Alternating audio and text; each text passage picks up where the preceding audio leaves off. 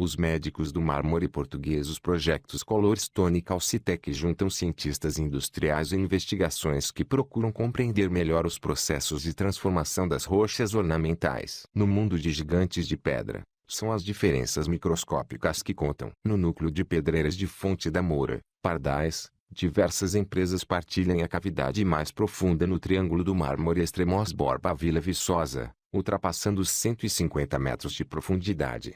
As portas de Estremoz, muitas das estradas secundárias conduzem o viajante a uma inesperada visita às entranhas da Terra. Quilômetro após quilômetro, a paisagem multicolor é entrecortada por gigantescas pedreiras que rasgam a rocha terra dentro, dezenas ou até centenas de metros em direção ao subsolo. Ali impera o mármore, a mítica pedra do Renascimento. Esta é uma das mais importantes regiões mundiais para extração deste material que a geologia conspirou para tornar aqui diversificado e abundante. Um esforço metódico e subtil é levado a cabo diariamente por cientistas e técnicos de obra para desvendar os segredos que milhões de anos encerraram nesta rocha. A cor é uma das variáveis mais difíceis de prever, quer na pedreira quer nas diferentes obras arquitetônicas, condicionando muitas vezes a viabilidade da produção e da exportação de determinada pedra. Do ponto de vista comercial, a cor é a característica mais importante da pedra natural e a sua alteração traduz um grave problema, com consequências na valorização do produto exportado. Em monumentos,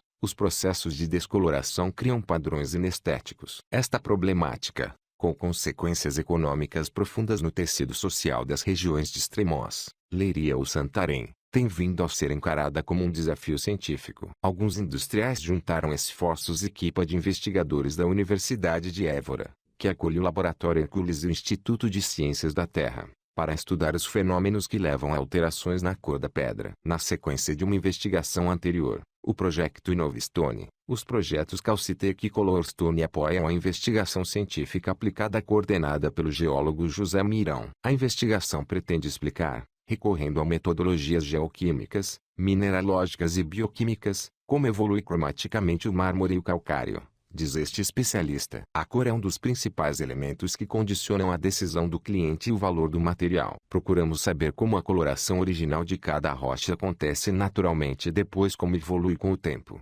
Tem vindo a ser desenvolvidas metodologias práticas que antecipam a cor do bloco de rocha durante a exploração da pedreira e o seu comportamento futuro. Numa expressão, a equipe pretende criar uma espécie de cartão de cidadão da pedra. Não é apenas um imperativo estético. Se a pedra de uma fachada mudar de cor, destoando das restantes, o dono de obra pode exigir a sua substituição, uma reivindicação cara, morosa e por vezes tecnicamente difícil. Conhecendo a fundo as características da pedra, o comprador saberá, e aceitará, a priori como esta vai progredir com o tempo. À primeira vista, a rocha não deveria mudar de cor. Mas as alterações acontecem por poluição ambiental, por colonização biológica e por alteração mineral. Na Pedreira da Benedita, existe aliás uma estrutura que se assemelha à silhueta de um cachalote. A rocha, originalmente, é acinzentada, mas, devido a fissuras, a água vai penetrando do exterior para o interior, reagindo quimicamente e clareando-a. De certa forma, o cachalote vai mudando a cor da pele e isso é inaceitável para muitos investidores que aqui adquirem a matéria-prima. Do telhado ganha-se uma perspectiva diferente sobre o Centro Cultural de Belém, edifício emblemático de Lisboa que necessitou de 36 mil metros quadrados de placas de calcário abancado de peru-pinheiro só para o revestimento das suas paredes.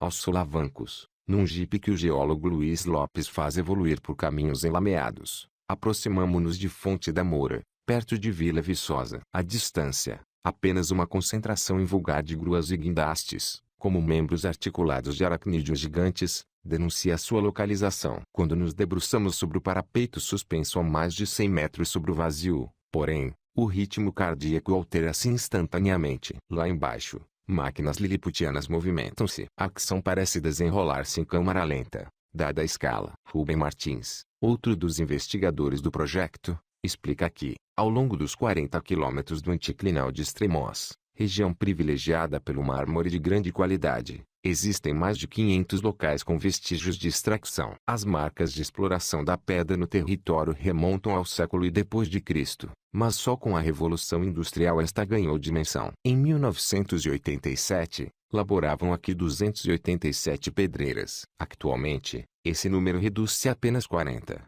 embora de grande dimensão. Mesmo assim, a exportação nacional de rochas ornamentais gerou 372,7 milhões de euros em 2013, o último ano para o qual existem dados consolidados. Os sintomas da indústria são evidentemente saudáveis, mas tudo pode mudar numa fração de segundo geológico. Luiz Dias prepara uma amostra de pedra calcária num microdifractômetro de raios-x com o objetivo de analisar a sua constituição mineralógica. Centenas de quilômetros a norte, no maciço das Serras de Aire e Candeeiros, encontra-se outro dos principais núcleos extractivos de rocha. Aqui é o calcário que reina. Parte da extração tem lugar numa área protegida, o que exige uma gestão delicada e nem sempre consensual. À semelhança de extremos, há sinais de alarme nestas paisagens de relevo suave. Se por um lado as exportações têm aumentado, por outro têm sido muitas as pedreiras a encerrar por incapacidade de se manterem competitivas. Marco Aniceto, engenheiro da Solancis, uma das empresas parceiras do Colorstone, parece minúsculo à distância,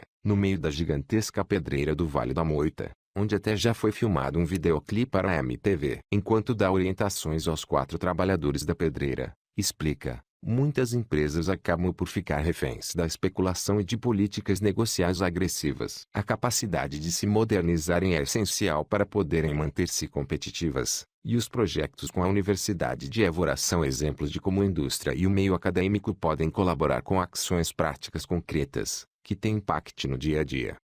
Enquanto isto, um rugido rouco ecoa atrás de nós, uma pá carregadora com o custo aproximado do de um Ferrari, eleva no ar, como se de uma pena se tratasse, um bloco maciço de 28 toneladas, pronto a seguir caminho para a fábrica. O mármore sempre foi um material cobiçado e é usado abundantemente num dos exemplos máximos da arquitetura gótica centro-europeia, a Catedral de Milão. Demorou 4 séculos até ser terminada. Construída com pedra de Condorglia, a escala é de tal forma megalomana que a lenda diz que em Itália não havia matéria-prima suficiente e que parte do mármore teria sido adquirido em Estremoz. Embora este facto seja repetido, não se encontraram até a data fontes documentais que o comprovassem. Em contrapartida, um fenômeno similar aconteceu, de facto, há apenas alguns anos, em 1989, com a construção do Centro Cultural de Belém, CCB, em Lisboa. Um capricho da natureza criou a silhueta de um cachalote numa rocha. O bloco explica o efeito de alteração cromática natural da pedra,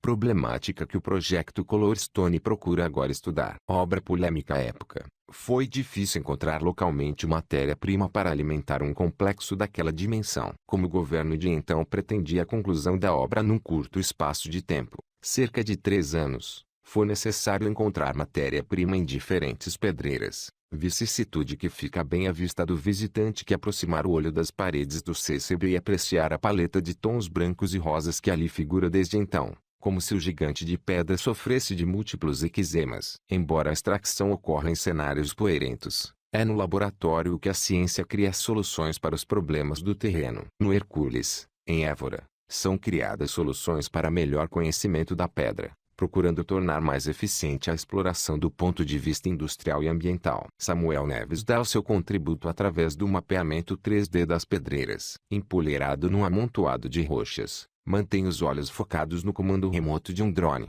que levanta uma nuvem de pó ao descolar. O objetivo é fotografar o terreno e construir um mapa tridimensional de cada pedreira. Assim terá indicações sobre o ângulo ideal de corte da pedra, onde começar, que zonas evitar, aumentando a produtividade e reduzindo o desperdício e impacto ecológico. Em Vila Viçosa, encontramos por fim 2 exemplos antagônicos de arquitetura, mas que partilham o uso da pedra. Um dos grandes ícones da construção com mármore em Portugal, o Paço Ducal de Vila Viçosa, pertenceu à família real. Não muito longe do paço, o luxo abunda num dos mais recentes hotéis de 5 estrelas da região, cujo nome não engana, Marmoris. Poderia ser apenas mais uma unidade hoteleira, mas tem uma história curiosa. No coração de uma das mais vibrantes metrópoles europeias, a Catedral de Milão exibe a sua esplendorosa fachada recoberta a mármore. Um mito muitas vezes repetido assegura que, na construção do monumento, foi utilizada a matéria-prima portuguesa, mas não existem até a data provas documentais que o suportem.